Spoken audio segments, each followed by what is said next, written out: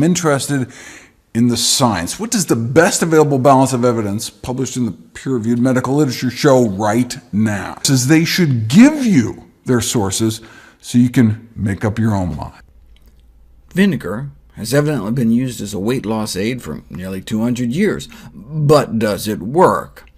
Well, like hot sauce, it can be a nearly calorie-free way to flavor foods, and there's all sorts of tasty exotic vinegars out there now, like fig, peach, and pomegranate to choose from. But the question is there something special about vinegar that helps with weight loss?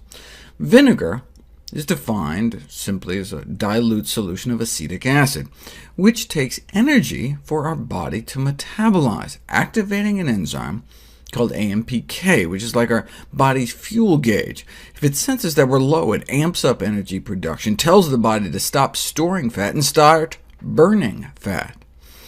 And so, given our obesity epidemic, it's crucial that oral compounds with high bioavailability are developed to safely induce chronic AMPK enzyme activation, which would potentially be beneficial for long-term weight loss.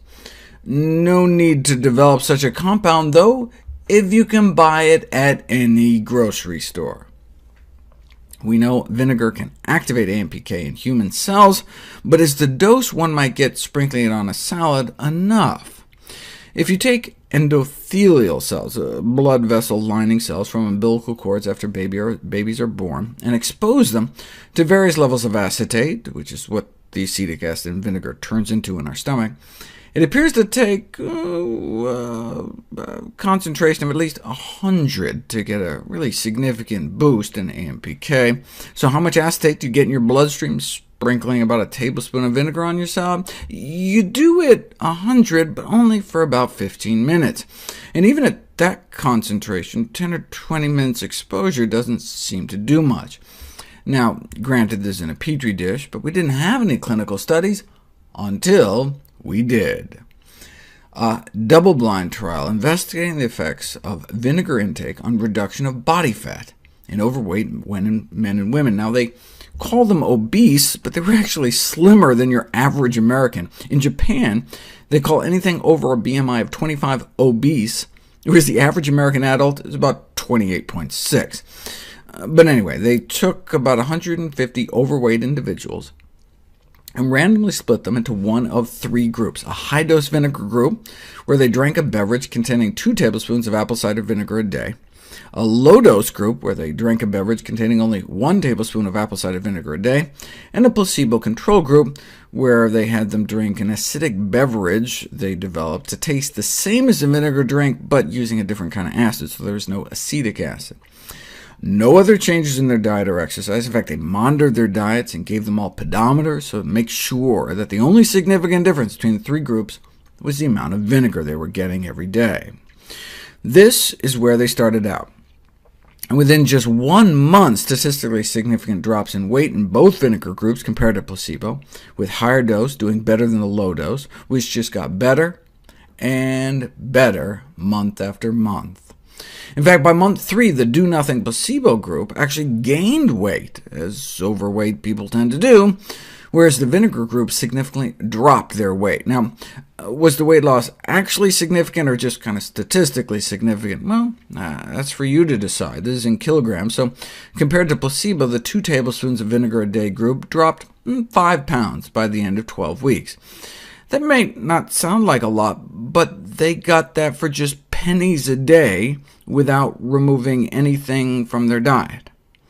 And they got slimmer, up to nearly an inch off their waist, suggesting they were losing abdominal fat, but the researchers went the extra mile and put it to the test.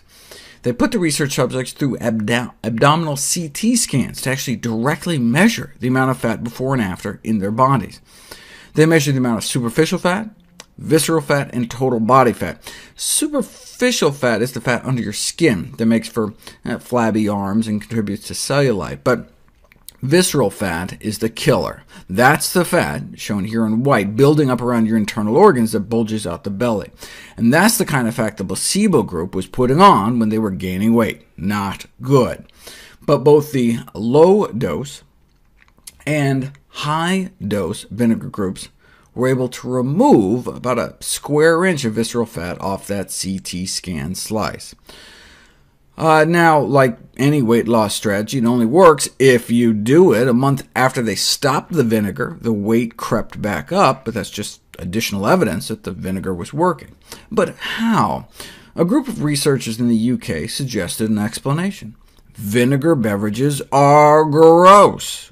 They made a so-called palatable beverage by mixing a fruity syrup and vinegar and water, and then went out of their way to make a really nasty, unpalatable vinegar beverage, both with white wine vinegar, which were so unpleasant the study subjects actually felt nauseous after drinking them, so ate less of the meal they gave it with. So there you go. Vinegar helps with both appetite control and food intake, though these effects were largely due to the fruity vinegar concoctions invoking feelings of nausea.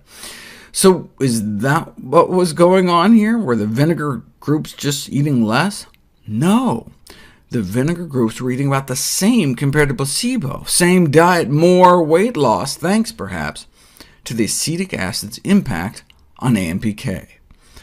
Now, the CT scans make this a very expensive study, so I was not surprised it was funded by a company that sells vinegars, which is good, since otherwise we wouldn't have these amazing data, but is also bad, because it always leaves you wondering if the funding source somehow manipulated the results.